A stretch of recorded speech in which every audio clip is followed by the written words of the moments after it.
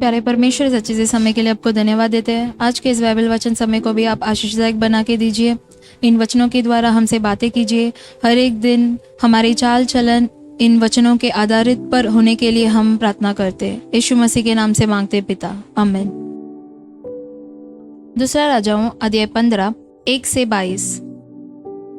Israel के राजा यारोबाम के 27वें वर्ष में यहूदा के राजा अमस्याह का पुत्र अजर्याह राजा हुआ।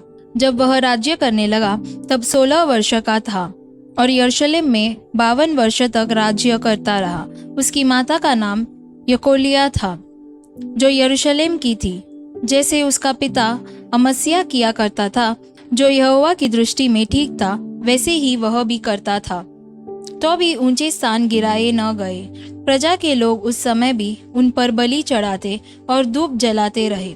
यहोवा ने उस राजा को ऐसा मारा कि वह मरने के दिन तक कोढ़ का रोगी रहा और अलग एक घर में रहता था। योताम नामक राजपुत्र उसके घराने के काम पर अधिकारी होकर देश के लोगों का न्याय करता था। अजर्याह के और सब काम जो उसने किए, वह क्या यहूदा के राजाओं के इतिहास की पुस्तक में नहीं लिखे हैं? अंत में अजर्याह अपने पुरखाओं के संग सो गया और उसको दाऊदपुर में उसके पुरखाओं के बीच मिट्टी दी गई और उसका पुत्र योताम उसके स्थान पर राज्य करने लगा।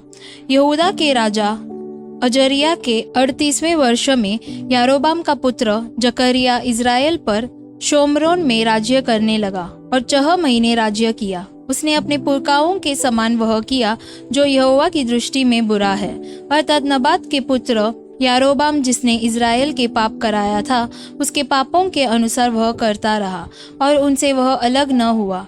याबेश के पुत्र शलूम ने उसके विरुद्ध राजद्रोह की गोष्ठी करके उसको प्रजा के सामने मारा और उसका घात करके उसके स्थान पर राजा हुआ।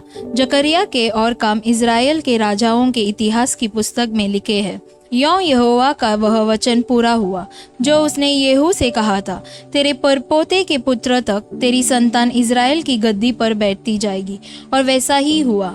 यहूदा के राजा उजिया के 39वें वर्ष में याबेश का पुत्र शलूम राज्य करने लगा और महीने भर शोम्रोन में राज्य करता रहा, क्योंकि गादी के पुत्र मनहेम ने तिर्सा से शोम्रोन को जाकर याबेश के पुत्र शलूम को वहीं मारा और उसे घात करके उसके स्थान पर राजा हुआ। शलूम के अन्य काम और उसने राजद्रोह की जो गोष्ठी की, यह सब इज़राइल के राजाओं के इतिहास की पुस्तक में लिखा है।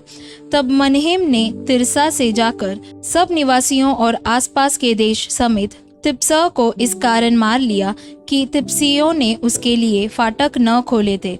इस कारण उसने उन्हें मार लिया और उसमें जितनी गर्भवती स्त्रियां थीं, उन सबों को चीर डाला। यहूदा के राजा अजर्याह के 39वें वर्ष में गादी का पुत्र मनहेम इज़राइल पर राज्य करने लगा और 10 वर्ष शोम्रोन में राज्य करता रहा। उसने वह किया जो यहोवा की दृष्टि में बुरा था, अर्थात नबात के पुत्र यारोबाम जिसने इज़राइल से पाप कराया था, उसके पापों के अनुसार वह करता रहा और उनसे वह जीवन भर अलग न हुआ। अशूर के राजा पुल ने देश पर चढ़ाई की और मनहेम ने उसको 1000 किक्कार चांदी इस इच्छा से दी कि वह उसका सहायक होकर राज्य को उसके हाथ में स्थिर रखे। यह चांदी अशूर के राजा को देने के लिए मनहेम ने बड़े बड़े धनवान इज़राइलियों से ले ली। एक एक पुरुष को 50-50 शेकेल चांदी देनी पड़ी। तब अशूर का राजा देश को छोड़कर लौट गया। मनहेम के और काम जो उसने किए, वे सब क्या इज़राइल के राजाओं के इतिहास के पुस्तक में नहीं लिखे हैं? अंत में मनहेम अपने पुरखाओं के संग सो गया और उसका पुत्र पकहयाह उसके स्थान पर राज्य करने लगा। आमीन। योएल अध्याय 1। यहोवा का वचन जो पतुएल के पुत्र योएल के पास पहुंचा, वह यह है। हे पुरनियों सुनो, हे देश के सब रहने वालों कान लगाकर सुनो। क्या ऐसी बात तुम्हारे दिनों में या तुम्हारे परखाओं के दिनों में कभी हुई है? अपने बच्चों से इसका वर्णन करो और वे अपने बच्चों से और फिर उनके बच्चे आने वाली पीढ़ी के लोगों से। जो कुछ गाजाम नामक टिड्डी से बचा, उसे अरबे नामक टिड्डी ने खा लिया। जो कुछ अरबे नामक टिड्डी से बचा, उसे येलेक नामक टिड्डी ने खा लिया। और जो कुछ येलेक नामक टिड्डी से बचा, उसे हाजिल नामक टिड्डी ने खा लिया है। हे मतवालों, जाग उठो और रो, और हे सब दाखमधु पीने वालों, नए दाखमधु के लिए हाय हाय करो, क्योंकि वह तुमको अब न मिलेगा। देखो, मेरे देश पर एक जाति ने चढ़ाई की है, वह सामर्थी है और उसके लोग अनगिनत है। उसके दांत सिंह के से है और डाढ़ें सिंहनी की सी है।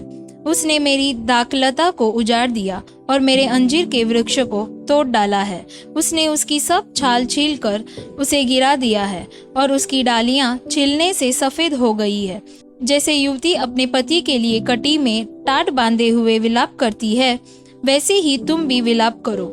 यहोवा के भवन में न तो अन्न बलि और न अर्घ आता है। उसके टहलुए जो याजक है वे विलाप कर रहे हैं। खेती मारी गई, भूमि विलाप करती है, क्योंकि अन्न नष्ट हो गया, नया दाखमधु सूख गया, तेल भी सूख गया है। हे किसानों, लज्जित हो। हे दाख की बारी के मालियों, गेहूं और जौ के लिए हाय हाय करो, क्योंकि खेती मारी गई है, दाखलता सूख गई और अंजीर का वृक्ष कुमला गया है। अनार, ताड़, सेब वरन मैदान के सब वृक्ष सूख गए हैं और मनुष्यों का हर्ष जाता रहा है। हे याजकों, कटी में टाट बांधकर छाती पीट पीट के रो। हे वेदी के टहलुओं, हाय हाय करो। हे मेरे परमेश्वर के टहलुओं, आओ, टाट ओढ़े हुए रात बिताओ, क्योंकि तुम्हारे परमेश्वर के भवन में अन्न बलि और अर्घ अब नहीं आते। उपवास का दिन ठहराओ, महासभा का प्रचार करो। पुरनियों को वरन देश के सब रहने वालों को भी अपने परमेश्वर यहोवा के भवन में इकट्ठा करके उसकी दोहाई दो। उस दिन के कारण हाय, क्योंकि यहोवा का दिन निकट है। वह सर्वशक्तिमान की ओर से सत्यानाश का दिन होकर आएगा। क्या भोजन वस्तुएं हमारे देखते नष्ट नहीं हुई? क्या हमारे परमेश्वर के भवन का आनंद और मगन जाता नहीं रहा? बीज डेलों के नीचे झुलस गए, भंडार सूने पड़े हैं, खते गिर पड़े हैं, क्योंकि खेती मारी गई। पशु कैसे कराते हैं? झुंड के झुंड गाय बैल विकल है, क्योंकि उनके लिए चराई नहीं रही, और झुंड के झुंड भेड़ बकरियां पाप का फल भोग रही है। हे यहोवा, मैं तेरी दुहाई देता हूँ, क्योंकि जंगल की चराइयां आग का कौर हो गई और मैदान के सब वृक्ष ज्वाला से जल गए। वन पशु भी तेरे लिए हौफते हैं, क्योंकि जल के सोते सूख गए और जंगल की चराइयां आग का कौर हो गई। आमीन। मत्ती अध्याय 13 44 से 52। स्वर्ग का राज्य खेत में छिपे हुए धन के समान है, जिसे किसी मनुष्य ने पाया और छिपा दिया, और मारे आनंद के जाकर अपना सब कुछ बेच दिया और उस खेत को मोल ले लिया। फिर स्वर्ग का राज्य एक व्यापारी के समान है, जो अच्छे मोतियों की खोज में था। जब उसे एक बहुमूल्य मोती मिला, तो उसने जाकर अपना सब कुछ बेच डाला और उसे मोल ले लिया। फिर स्वर्ग का राज्य उसे बड़े जाल के समान है, जो समुद्र में डाला गया और हर प्रकार की मछलियों को समेट लाया। और जब जाल भर गया, तो मछुए उसको किनारे पर खींच लाए और बैठकर अच्छी अच्छी तो बर्तनों में इकट्ठा की और निकम्मी निकम्मी फेंक दी। जगत के अंत में ऐसा ही होगा। स्वर्गदूत आकर दुष्टों को धर्मियों से अलग करेंगे और उन्हें आग के कुंड में डालेंगे, जहां रोना और दांत पीसना होगा। क्या तुमने ये सब बातें समझी? उन्होंने उससे कहा, हाँ। उसने उनसे कहा, इसलिए हर एक शास्त्री जो स्वर्ग के राज्य का चेला बना है, उस गृहस्थ के समान है, जो अपने भंडार से नई और पुरानी वस्तुएं निकालता है। आमीन।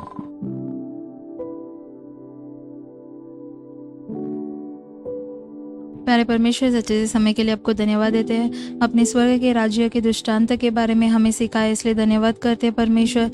हम भी धार्मिक जीवन जी कर उस स्वर्ग के राज्य को प्राप्त करने के लिए आप हमें मदद कीजिए। हर एक दिन हमें उसी के लिए आप तैयार कीजिए। यीशु मसीह के नाम से मांगते पिता, आमीन। God bless you.